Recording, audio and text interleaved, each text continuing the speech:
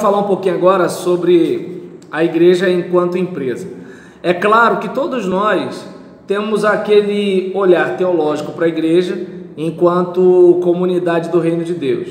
Nós somos o corpo de Cristo, nós somos uma família espiritual, só que de alguma forma a gente se manifesta no ambiente concreto, né? E como é que é esse ambiente? No caso da gente aqui no Brasil, é bem diferente se a gente estivesse numa tribo indígena, por exemplo. A gente aqui tem que registrar em cartório, o dinheiro fica na conta de quem, né?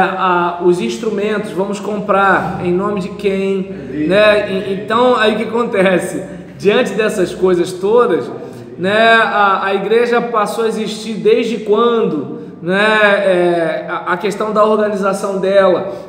Porque quem garante que aquela organização religiosa não pode ser uma organização criminosa, travestida de organização religiosa para fazer lavagem de dinheiro, já que não emite nota fiscal, documento fiscal nenhum? Né? É importante a gente pensar nisso, né? E aí o que acontece? Diante desse caso, a gente vive num país em que a gente não é apenas igreja, é organismo vivo de Cristo, mas a gente também é uma organização religiosa. E enquanto organização religiosa, a gente é uma empresa, né? Então tem um lado místico, espiritual, tem o lado institucional. Nós pertencemos a uma denominação, né? Nós temos um corpo doutrinário, temos uma equipe de liderança, ministérios e tudo tal. E nós temos também esse lado. Por exemplo, tem gente que vai dizer assim: ah, mas a igreja virou empresa. O que acontece é que assim, ela tem esse lado empresa sim, não por causa da existência dela, mas por causa de uma cobrança da sociedade onde ela está. Se a sociedade não tivesse essa preocupação, a igreja não precisaria de ter essa preocupação. Até porque, vamos lá, me mostra. Qual de nós quer ficar esquentando a cabeça com isso? Eu quero visitar as pessoas, eu quero orar pelas famílias, eu quero acompanhar os casais, eu quero que as pessoas sejam curadas de enfermidade. Eu não estou querendo saber de balanço patrimonial. Eu não estou preocupado com isso. Mas no que se refere a esse lado, a gente é obrigado a observar. Porque, digamos, hoje a igreja tem, digamos, 100 mil de patrimônio, considerando bens móveis e imóveis. Aí, de repente, daqui a 6 meses, ela está com 3 milhões. Opa, o que houve? Então, você tendo uma explicação para aquilo ali, beleza.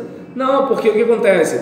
Chegou um membro novo lá, que ele é jogador de futebol, e ele é não sei o que lá, e tal, tem fulano de tal, que é não sei o que, e aí você vai começar a dar uma série de explicações. Agora imagina, é o mesmo povinho que era, e do nada aconteceu um negócio desse, pastor, como é que é isso? Não sei, apareceu um anjo, o anjo chegou lá, né, com uma espada de fogo, derreteu todo o ouro que estava ao redor e bom, caiu lá dentro. Então é um tipo de coisa para gente pensar. E aí vamos lá, gente, brincadeiras à parte, né? A gente precisa observar, né, que as informações, né, econômicas de uma igreja, de certa forma, elas hoje são mais rápidas, elas chegam mais rápido na Receita Federal. A gente vive uma época em que tudo é muito dinâmico, né? As empresas estão evoluindo, a comunicação está evoluindo e tudo tal. Não dá mais para a gente ficar naquela igreja de antigamente, porque antigamente não existe mais. Antigamente a gente podia até ser mais feliz, mas antigamente não existe mais. Antigamente agora é só memória, mais nada, né? E aí, entende? Era tão bom quando a gente amarrava cachorro com linguiça. Vai amarrar cachorro com linguiça hoje, né? E aí, nesse caso, a missão da igreja, ela precisa ser cumprida, sendo que agora ela precisa ser cumprida nesse contexto. No contexto de Paulo, não tinha CNPJ. No nosso tem, né? E aí a proposta é observar que assim a igreja ela tem o que? Os seus parâmetros, né? Ela é instituída no aspecto legal sob os parâmetros da Constituição, do Código Civil, do Código Tributário, da consolidação da lei do trabalho, da Previdência Social, regulamento do imposto de renda, das leis estaduais, municipais. Lembra da questão do certificado do Corpo de Bombeiros? Então não tem como é que a gente ia emitir um certificado de Corpo de Bombeiro se a igreja não tem documento? Então a gente é obrigado a pegar esse caminho, né? E aí a gente olha para isso e vê que a igreja ela é uma personalidade jurídica também. Ela também é uma personalidade jurídica, né? E o fato de ela ser imune a tributos não quer dizer que ela está dispensada das obrigações legais que ela tem, né? Então ele até anota aqui, né, que muitos pastores ou líderes ainda hoje pensam que a igreja estará organizada juridicamente após o registro do estatuto em cartório e a inscrição do CNPJ. E aí ele diz, isso é engano, né? Esses procedimentos aqui, eles são bastante importantes, mas há uma série de providências que devem ser tomadas. E mais, uma vez legalizada junto aos órgãos competentes, outros procedimentos devem ser adotados, tais como, lembra que a gente falou, né, a escrituração dos livros caixa, do livro diário, né, de conformidade com a legislação, guarda de documentação idônea, comprobatória das despesas pelo período mínimo de 5 anos, a apresentação anual da RAS, né, que é a relação anual de informações, ainda que negativa, a apresentação anual da declaração de imposto de renda da igreja e dos membros da diretoria estatutária. Verdade é que há muito que se falar sobre relação de trabalho com o zelador, pintor, pedreiro, né, etc., como também a figura do pastor perante a Previdência Social. Tem igreja que, se bobear, não está nem aí para nada em relação à Previdência Social do pastor. Bota 90%. Tá entendendo? Tem igreja que é o seguinte, o pastor não fez isso não? Se bobear, ainda fala assim, tem que ver, vamos seguir. E aí nisso, a gente observa que é uma gama de obrigações que, se não forem observadas, elas vão redundar em multas lá na frente, né? E aí a gente depois vai dizer que é o diabo, né? É o Satanás, esse negócio todinho. E aí, se por acaso a sua igreja ainda se encontra numa situação vulnerável, que tal você começar a correr atrás desse prejuízo logo, né? Por exemplo, pastor, eu estou estudando, né, sobre direito eclesiástico, administração eclesiástica, o aspecto burocrático, né, da igreja. Tem possibilidade de eu bater um papo com o contador da igreja para perguntar algumas coisas? Não custa nada, né? E aí, digamos, porque às vezes você vai perguntar ao pastor, a não ser quando o pastor é contador, né? Mas às vezes você vai perguntar ao pastor, o pastor também é leigo naquilo. Até porque, assim, se é para a gente se preparar, geralmente vai se preparar para quê? Para aquilo que a gente faz, né? Então, eu estou querendo aprender sobre hermenêutica, eu quero aprender sobre pregação, eu quero aprender sobre teologia, né? E aí o que acontece? Eu vou parar de estudar isso para estudar outra coisa. Não, outra coisa eu pego uma consultoria. Não dá para fazer tudo o tempo todo ao mesmo tempo, né? Não dá para a gente ser tudo, não dá para a gente estar o tempo todo fazendo qualquer coisa, não dá. A gente tem que estar focado, né? Então, de repente, um papo desse pode ajudar. Sobre a questão da imunidade, né? Imunidade não se confunde com isenção. É muito comum que a gente tenha aquela ideia de que imunidade e isenção é a mesma coisa.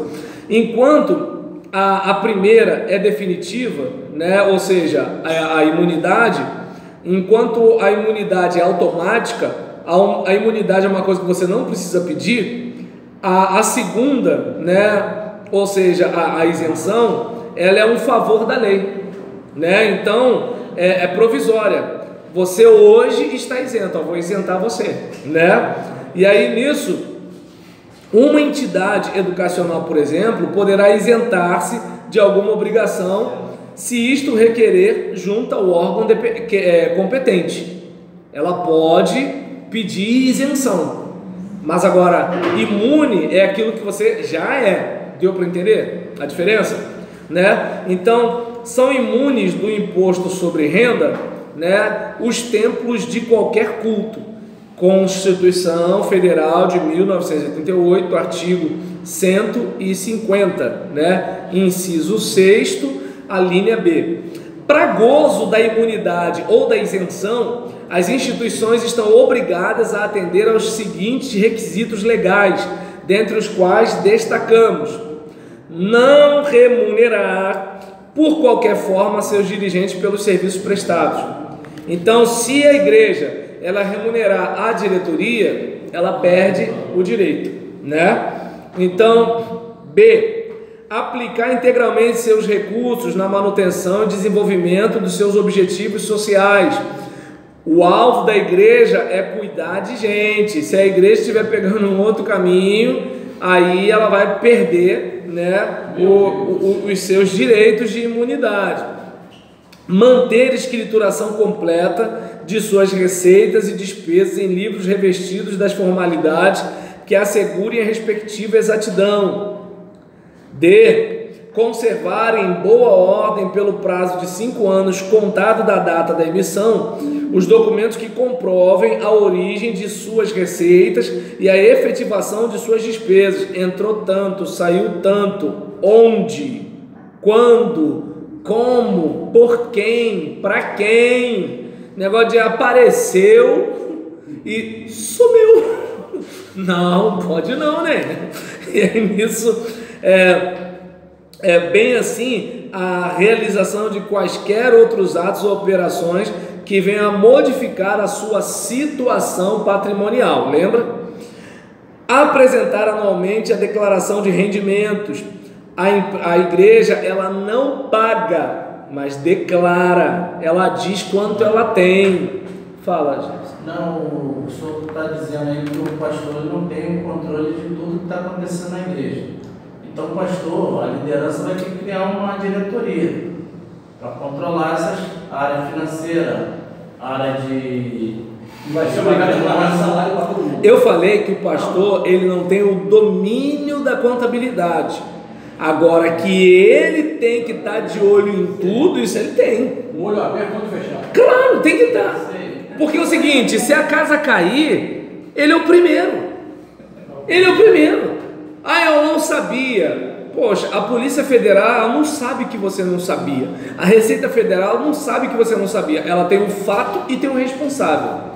Mas, Entendeu? Quem vai chamar a gente de safado, sem vergonha, não sei o que lá, é o pessoal da rua. Mas agora, o que o órgão público faz é o seguinte: ó, tinha tanto, tem tanto, qual é a explicação? Não tem. Quem é o responsável? Fulano. Então, por favor, vamos conversar. Está claro que o pastor responde a delegacia. Está claro aí na aula que o pastor responde por tudo. Mas ele tem que ter alguém auxiliando ele. Claro, o que acontece? Como a Sandra falou, hoje em dia o pessoal está começando a abrir mais o entendimento para ter um administrador.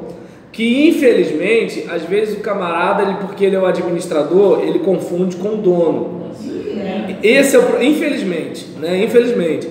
Aí no caso, o administrador, ele cuida disso tudo, ele tem uma conversa direta com a contabilidade e tudo tal. Mas as igrejas pequenas, dificilmente vai ter uma situação dessa. Então, quem são os administradores? A diretoria. O tesoureiro cuida das finanças, o presidente e o vice-presidente caminham junto, alinhando o trabalho congregacional, administrativo, burocrático, essas coisas todinhas, né? E os secretários, eles vão vendo, opa, isso aqui está assim, isso aqui está assado, tem que ter isso, tem que assinar não sei o que lá e tal. Dá para fazer. O que é complicado é quando, assim, tem aquele encostado e tem um outro sufocado. O problema é esse. Quando tem folgado e sufocado, aí atrapalha o trabalho. Mas se o pessoal for parceiro, cada um faz um pouco. Agora daí a questão é assim, é criar a cultura. E para criar a cultura, né, é uma coisa que vai passando, né? Não é um negócio da noite pro dia. Fala. É lícito um pastor, uma pastora tanto faz, tirar o dinheiro da igreja para fazer uma obra em sua casa, dizendo que está aumentando a casa para fazer um templo? Olha, eu entendo que é o seguinte, suponhamos que o pastor Fernando, né, ele é pastor da igreja, tal, tudo bonitinho, e aí ele quer fazer um templo na casa dele, né? Eu entendo que, assim, se é uma igreja batista, isso vai ter um pouquinho de dificuldade, porque vai dar um pouco de pano para manga um negócio desse. Mas digamos que seja a igreja que o pastor Fernando fundou. Todo mundo que chegou lá tem o pastor Fernando praticamente como um guru, um mestre, um pai, uma coisa assim. Então o pessoal não é muito assim de bater de frente, questionar esses negócios assim. Mas eu entendo que mesmo que o povo seja desse jeito, o adequado seria o pastor Fernando chamar a igreja, bater um papo com os irmãos, que ele está pensando em fazer aquilo, e se ele perceber que alguma coisa engasgou, não levar para frente. Porque talvez o pessoal tenha aquele receio por causa de autoridade espiritual, essas coisas e tudo e tal. Mas assim, mesmo o pessoal sendo muito simpático, o pessoal dá uma deixa, né, do tipo assim, ô pastor, que isso, né? E aí é uma situação para bater um papo. Outra, não vou recomendar isso, mas eu entendo que nada melhor do que tá bom, pastor, mas tem como nomear uma comissão para acompanhar esse trabalho e dar um relatório para a igreja? Ninguém foi rebelde, ninguém bateu de frente, só falou o seguinte: tem como a gente ter uma comissão para acompanhar o trabalho? Se é um negócio para templo, vai ser um puxado que vai servir para garagem, olha aí, né? E vai servir para botar as cadeirinhas brancas para ter o culto. Agora, se vai aumentar a cozinha, se vai botar uma banheira de hidromassagem no banheiro, aí é outra situação, entendeu? Depois o pastor vai embora da igreja e aquilo é o que eu estou falando mais uma vez. Se é uma igreja batista, eu não posso falar de outras, né? Assim, se é uma igreja batista, o pessoal vai fazer lá, olha, é batista, já vai fazer igual a Sandra, entendeu? Mas se o pastor for embora, não sei o que, não sei o que lá. Mas nessa igreja do pastor Fernando, né, ninguém tem aquela ideia do pastor ir embora, porque o pessoal tem aquela cultura de que é o seguinte: o pastor ele é vitalício, o pastor não sai.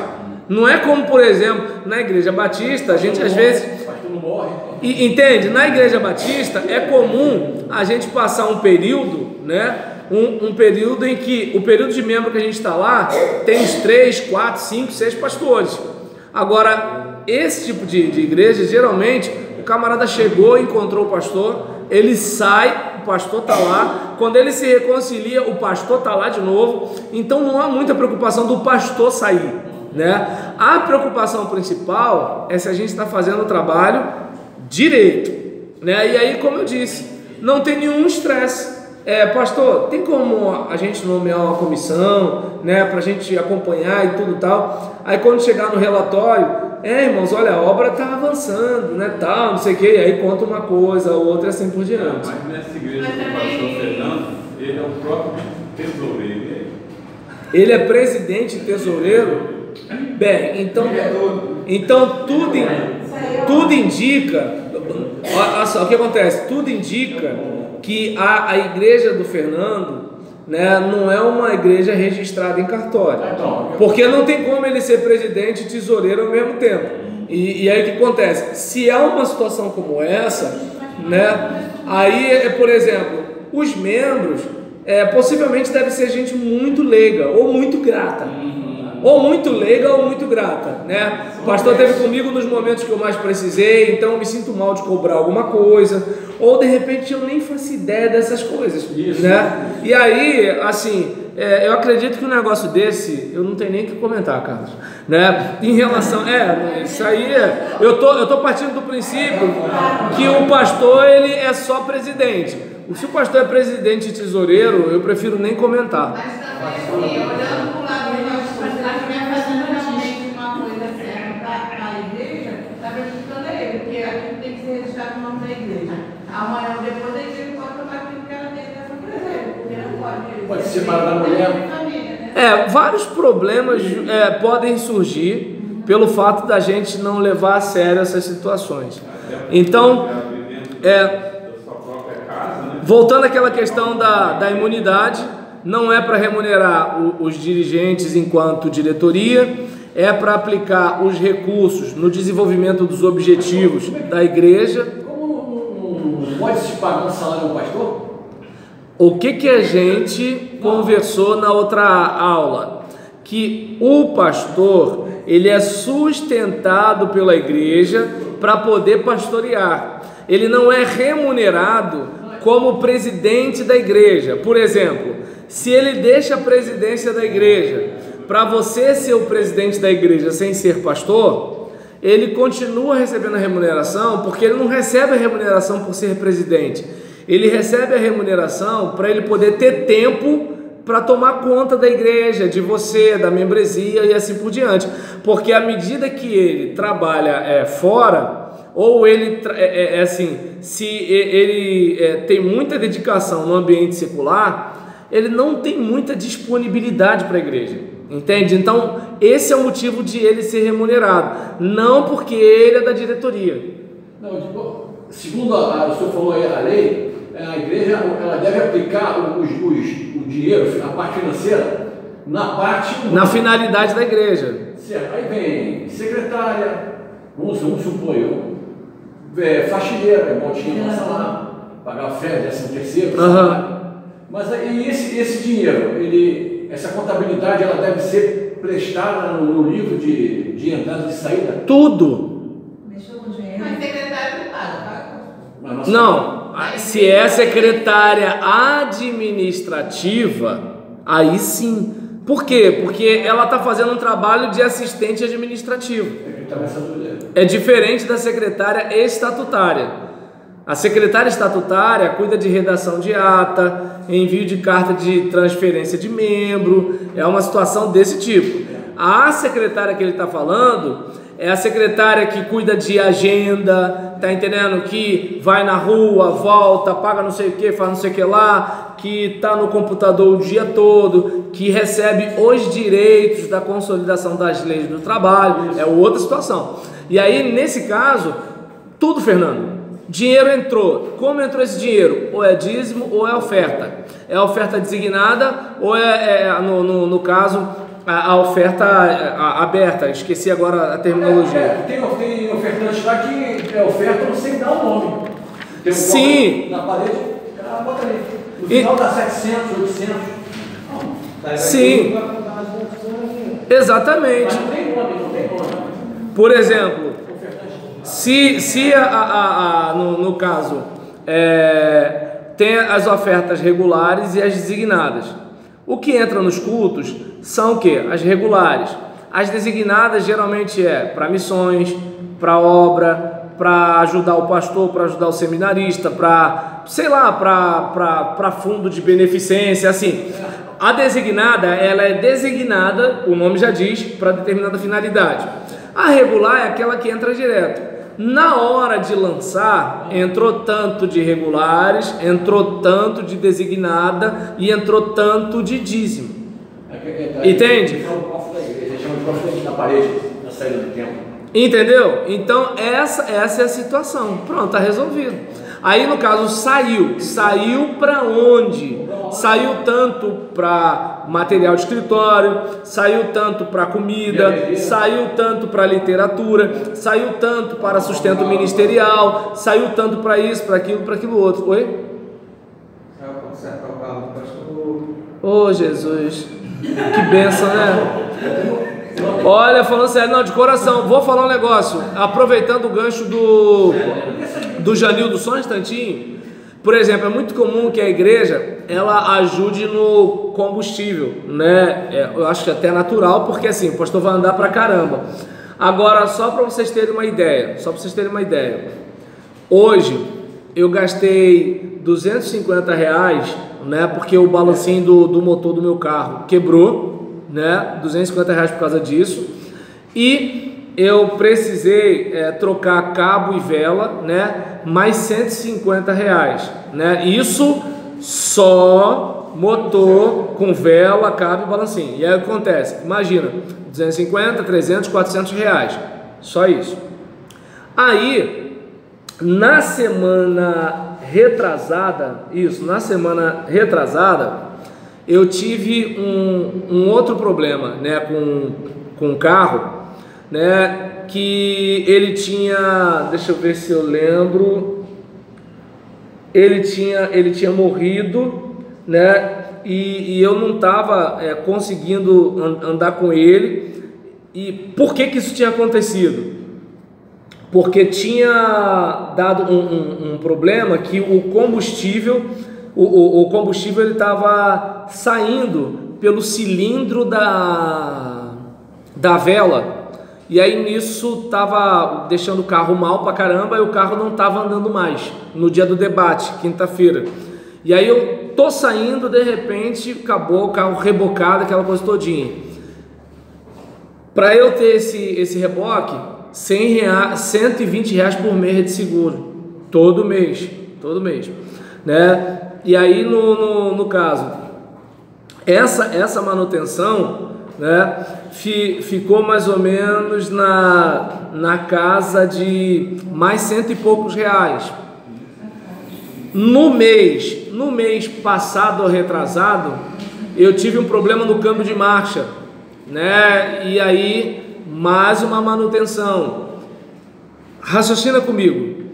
Se uma igreja ela está ajudando na manutenção do carro de um pastor que usa o carro para o ministério, quem não sabe de nada pensa o seguinte: a igreja está ajudando a consertar o carro do pastor, porque ele acha que o carro do pastor é usado igual o dele. Por exemplo, digamos, não vou pegar carro para ir para tal lugar, não vou não sei o que lá, não vou não sei o que e tal. O caso do pastor não, ele usa o carro porque ele está sempre assim, ele vai lá na Zona Oeste, depois ele vai lá em Saracuruna, depois ele vai lá em Sulacap, depois ele vai lá não sei onde, reunião quase todo dia, vai na igreja, vai ali, vai lá. E na minha experiência particular, né, fui de manhã para o culto, voltei, quando chegou de tarde, eu fui porque a líder dos adolescentes está com uma dificuldade,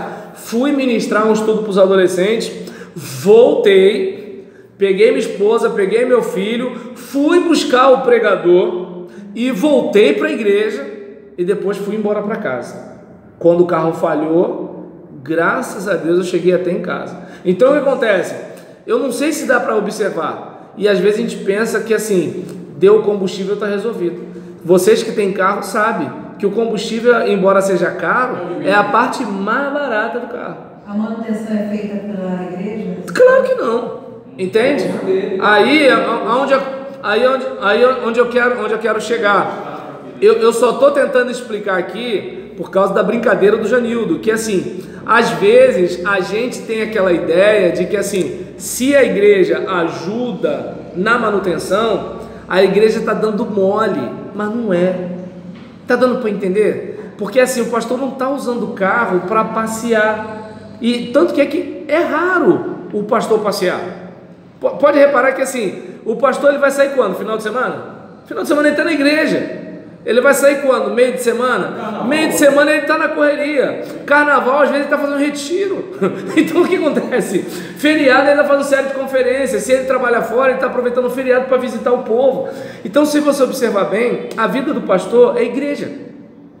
O carro dele é igreja, é denominação. Mas se ele precisa de um óleo, precisa de um pneu, precisa de um...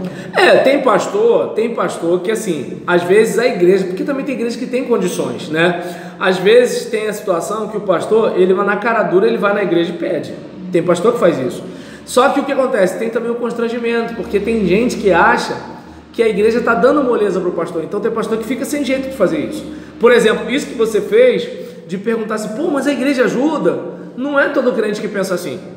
Entende? Não é, de coração. E aí, por exemplo, tanto que assim, só para você ter uma ideia, né? Janildo fez gargalhada. Entende como é que é o negócio? Não é uma coisa simples. Gente, eu não sei se dá para perceber que assim, a vida do pastor e os recursos do pastor são empregados na igreja. Mas às vezes a membresia da igreja acha que dar os recursos para ele é como dar os recursos para um outro trabalhador, como assim, ele vai só absorver, como assim, ele vai só tirar proveito. Não se pensa como assim, estamos dando ferramenta para ele. O pessoal não consegue entender isso muitas vezes, né? Vocês como líderes, é bom vocês terem isso em mente. E como, depende de igreja para igreja. Pastor, só uma pergunta aqui. Ele tinha pedido primeiro. Tá, à vontade. A igreja do pastor Fernando, lá nos últimos dias, o dinheiro é dele, fez lá um puxadinho de boa, esticou lá, fez uns 4 metros quadrados, encheu de cadeirinha, botou o nome da faixa da igreja na frente, mas a casa dele está no nome dele. O que ele faz? Ele muda o nome todo? Ou somente daquele puxadinho? Depende da... Aí o que acontece? Se fosse um trabalho, né, por exemplo, se é um trabalho em que você está querendo fazer tudo dentro da formalidade, o adequado é o quê? Ou passa o imóvel para o nome da igreja, ou procura um outro espaço, né, para a igreja comprar, ou trata aquele lugar tipo um ponto de pregação, é um trabalho provisório.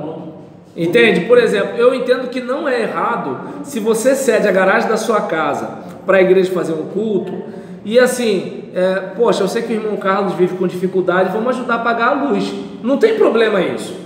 Agora, a partir do momento que fala assim, não, isso aqui é da igreja, onde está a prova de que é da igreja? Né? Entende?